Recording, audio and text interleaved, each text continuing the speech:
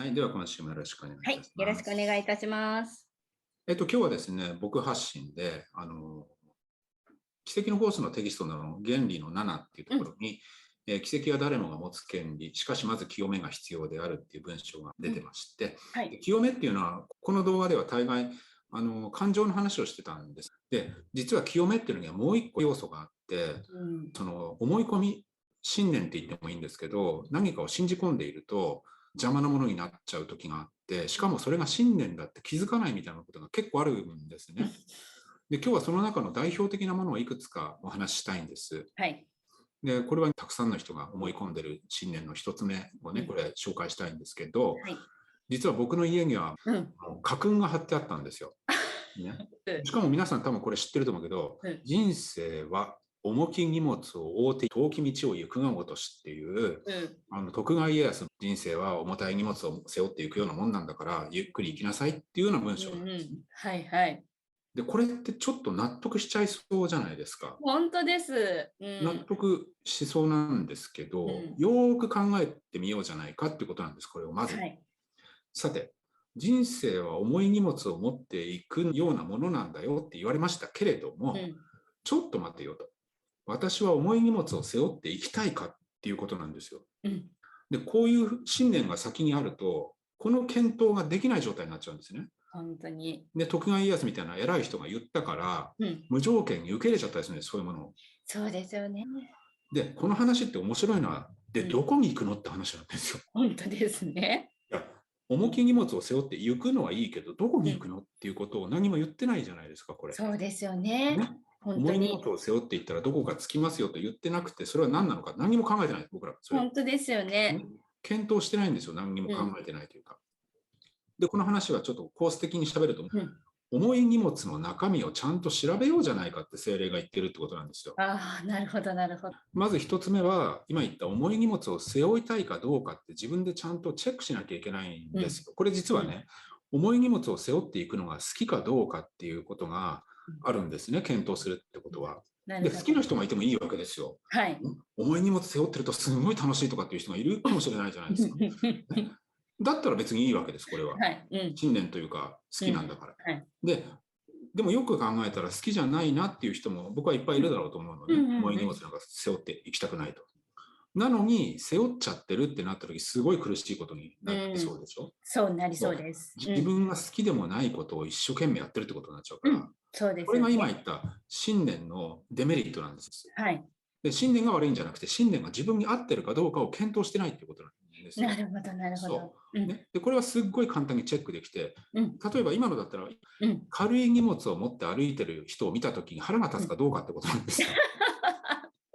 これで簡単にわかるんです。わかりやすこい。の話は。うん。ね、自分に負荷をかけて生きるのが好きなんだっていう人はもうそれうん。気にならないんです。他の人がな軽いの持ってようが重たいの持ってようが。なるほど、なるほ全然気ど。にならない。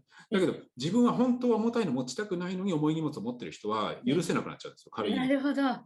で、うん。もう一個。うん。働かざる者食うべからずって信じてる人いっぱいいますよね。うん。これなんかもう疑うん。うことなくしに信じてる人いっぱいいまそう。すよね。そうですよね。これもね、簡単にチェックできますよ。うん。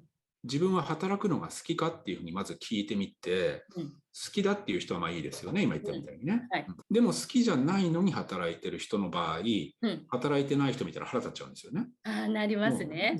意味のない信念をそのうん。後ろの重い荷物の中に入れてるわけです。ああ。で、これはもうこういうものは全く意味がないものだから、うん。うん。働かざる者食うべからずってずっと信じてきたけれども、うん。うん。自分にとっては役に立たない信念なんですよね、これを持ってるああ、と。本当ですよね。意味うん。ないでしょ、うん。幸せにならないもの。そうですね、それでならない。働いてるはずなんだけど、うん。この信念って今言ったように好きなことじゃないことを信念にしてると幸せにならないっていう話なんですよ。うん。うん。うね、ん。働いてても。そうですだってね。働かない人に腹が立つんだもん。うん。だから、今の話はすごく単純な話を今してますけれども、はい。じゃあ好きなことだけやって生きていけるのかって自我が必ず言うんですね、こああ、の場面。言ってきますはい。ね。で、うん。この場面で今自分にどんな信念があるかがよくわかるんだけど、好きなこはい。とをやって生きていけるわけがないと思い込んでるってこうん。となんです。うん。うん。うん。これもいらっしゃると思いますね、うん。そういう人ね。うん。で、ちょっと待ってよっていうことをもう一回ここでまた立ち止まって、うん。好きなことをやって生きていけるわけがないっていうことを今自分は思ったかもしれないけれども、はい。それがまた本当に自分の望んでることなのかってチェックできるわけですよ。そうですよね。好きなことやってはい。生きていけるって、それはもちろんそうだったらいいよねと思ってる人いるうん。かもしれない。でもそうだったらいいよねと思ってるんだったら、それは精霊に頼めることなんですよ。なるほど、なるほど。そう。精霊の目的は僕らをうん。幸せにすることなんだかあ、ら、はい。ね、自分らしさって言ってもいいんだけども、うん。ね、少なくとも自分がやってることが自分の中でフィットするとか納うん。得がいくっていうことをすることによって、つまり自分らしく生きるっていうことができて幸うん。せになるっていうのが精霊が僕らに望んでることなわけですね。はいはい。それは働くことかもしれないし、違うん。うことかもしれないんでうすよ。んうん。これが僕らがまだあんまり受け入れてないことで、うん。今言った働かないと食えないと思い込んでたりするかうん。ら、うん。常にそれが仕事みたいに思っちゃう人がいっぱいいるんだけども、いやうん。いや、そんなことないっていうのがこの世界のね、僕は仕うん。組みになっていくだろうって今思ってるし、本当に。思ってるっていうのは僕は望んでるし、精霊もうん。望んでる。ね、うん。幸せになるのにある条件が必要だなんてことがあうん。ってはならないんですよね、コースから言うと。うんうね、ん。働いてないと幸せになりませんよとか、はい。何かしてないと幸せになりませんよとか、うん。そんな条件を神うん。様が僕らに課すとか、精霊が課すってことありえないんだっうん。て、僕はだんだん思うようになってきたわけですね。うんうん。精霊のう話ん。をこうやってコーうん。スを通じて聞いていくと、はい。本当に条件がないらしいぞっていうことうと、ん。じゃあ条件がないんだったら僕らだけがそれを制限しているってことですよね。うん。そう。精霊はそんなことを制限しようとしてないわけだから、あのテはい。キストを読むどこをうん。読んでも何一つ精霊をちょっと信頼してほしいぐらいしか書いてないんですよね。ちょっとでいいしかも。けなげですね。最初はちょっとね。うん。最初はちょっとしかできないんだうん。からね。うん。でそうなって僕らはやっとスタートが切れて、じゃあ重い荷物を背負っていくのは自分はあまり好きじゃないなとうか、ん。嫌なことやって生きていくのは嫌だなとかって、うん。はい。じゃあ精霊に助けてもらいましょうなんうん。ですよね。うん。でそこから先は僕らにとっては未知の冒険とまでは大げさだけど、はい。歩いたことない場所を行くことになったりするかもしれうん。ませんし、本当ですここはね。本当にちょっとうん。勇気がいるかもしれないね。うん。あとそれからもう一個。親を大切にしなければならないとか、あ家族を大切にしなければなあ、うんらない。うんうんうん。はい。これもまたね、うん。ほとんどの人が思ってると思いますね。そうですだってね。もしそれができたらいいことだからね。うん。うん。うん。親を大切にしたいんならいいんですよ。ね、うん。でも、したいかどうかっていうことを、うん。さっきも言ったように、はい。自分が本当に親を大切にしたい人が親を大切にしてるんだったら、これは愛の表現でしょうね、きっうんうん。とね。はい。ところが、他の人が親を大切にしてないときに腹が立っちゃうんだったら、うん。これは自分は親を大切にしたいとは全然思ってないってことを表してるわけです。ああ、なるほど。で、これは結構ショックなことで、自分は人を愛せるとか大切にできるってやっぱり僕ら思いたいんですよね。思いたいですね。思いたいんですよ。とこ思いたい。ろが、うん。これが僕らが実は認めるのがちょっと辛いことなんだけど、うん。僕はクラスでよく言ってますけれど、うん。あなたの親が他人だったら好きですかっていう質問をよくするんですよね、僕ね。ああ。このうん。質問されたら、いや、うん。ちょっと待って、あんまり好きな人ではないなってうん。いうふうに、それは相手が子供であったりしても、ちょっとうん。びっくりしちゃうけど、人によそう。ってはね、うん。こんなこと人前で言うことじゃないけど、言わなくはい。ていいんですよ、別にね。うんうん。だけど、自分の心に正直になってみたら、はい。実はそんなに好きじゃないかもしれないみたいなことが家族のメンバーになってることがほとんどなんですよ、実際は。なるほど。だからこれうん。は、ね、好きじゃなくていいっていう言い方は、本当はちょっとまだ早まっちゃいけないんだけど、はいはい。スタートとしては、うん。好きな人と家族になってるなんてあんまりないっていうことなんですよ。ああ、そうなんなんかほだ。とんどない。そうね。なんですか。でもそれってどうしてなんでしょうこれはね。だから、もし好きだったらうん。愛を学ぶチャンスが全くないからです。ああ、そっか。当たり前すぎちゃって。そうそう。だって好きと愛っていうのは違うからね。ああ、そっか。ね、好きだっていうことを愛してるとか思ってる人がいるうん。けれども、はい。好きだっていうのは嫌いになっちゃったりするでしょ。そうですよね、ね。そしたら神様が好き嫌いで僕らのことを愛したり愛されたりしなかったら嫌だよね。ですよね。ってことは神様には好き嫌いはきっとないよねってことが思うじゃないですか。そっかそっか。この一点だけで。うん。だから僕らは好き嫌いみたいなものは愛情があるとかないとかって言ってるけども、はい。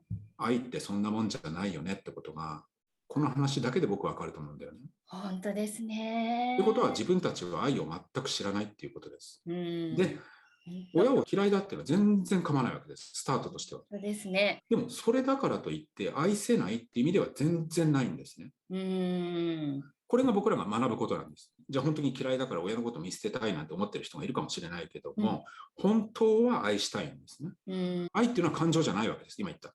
愛っていうのは本当に相手を大切に思う気持ちっていううことです。ん。で、これだけは僕らが今スタートがゼロだとしても、精霊に教えてもらえるってことなんです。ああ、だから大嫌いな親なんだけど、もう最低の親だったりする人もいると思うんだけども、うんうん僕は何度もそういう人に出会ってますからうんうね。うんちの親最低なんですっていう人ってうんうね。本当んによくわかる。うんうんでもこういう人だからこそ、その愛っていうものを学ぶチャンスがこうやって来てるんだよなっていうふうに思うわけです。ああ、なるほどね。その時点ですらできることがあって、自うん分は親を大切にできません。うんでも、精霊にはできるってことなんですよ。そのお母さんやお父さんを精霊は見捨てない、イエスは見捨てない、神は見捨てない。っうんて一瞬思ってあげることだけなんですね。ああ、なるほど。これで十分なんです。あと女の人で家事が嫌いっていう人いっぱいいますよね。ああ、わかる気持ち。家事をやんなきゃいけないとか信じてる人もいっぱいいるけど、家事なんうんかそもそも好きかどうかって言ったら、多分ほとんどの人が嫌いだと思うんですね。嫌いです。わかるわかる。全然面白くない仕事だから、掃除ってね。だけど、自我的じゃない自分になった時に、掃除の楽しさっていう言葉はちょっと違うんだけど、充実感みたいなものはまた分かってくるっていうのが本当なんですね。そうですよね。だからそれは別に本当に嫌いなわけじゃないし、そう親のことだってそうだけど、本当に嫌いなわけじゃ本当はないんですよ。っていうか、感情なんか全然当てにならないわけですよ。そうですよね。それこそ知覚だけでしか捉えてることじゃないから。でもそれが目覚めていったりするのっていうのも、それもやっぱり精霊の働きを。それは精霊が働いた結果としては、僕らが家事を楽しめるとこまではいかないかもしれないけど、少なくとも充実感を味わえるような人になったり、何をしててもって意味ですけどね、それは別に家事に限らずだけど、何をしていても神とのコミュニケーションがそこにあるっていう状態になるんですよ。なるほど。この錯覚の世界って錯覚の素材は神なんだよって話僕よくしてますよね。錯覚だけどないんじゃなくて、見えてないだけで神が目の前にいるんですよね。この瞬間も神が目の前にいて僕ら抱きしめられてるわけです、いつも。ああ、素敵。でもそれが分かったら掃除するのは当たり前なんですよね。本当ですね。神様の体もなでなでしてあげてるってだけだから、ね、ちょっと綺麗になったなとかってね、やってるの、本当幸せな気持ちになりそうですよね、それだけ。なりますよね。でもその気持ちは私も本当に徐々に今分かってきてるところなので、精霊が徐々にやってくれる感っていうのは、やっぱり伝わってきますね。一人一人がね、こうやって確かめていくっていうことができるし、誰一人そこから見捨てられる人はいないよって付け加えておきたいと思いますね。本当ですね。いや、また改めて精霊の、働きが確認できてよかったです。はい。じゃあ今日もありがとうございました。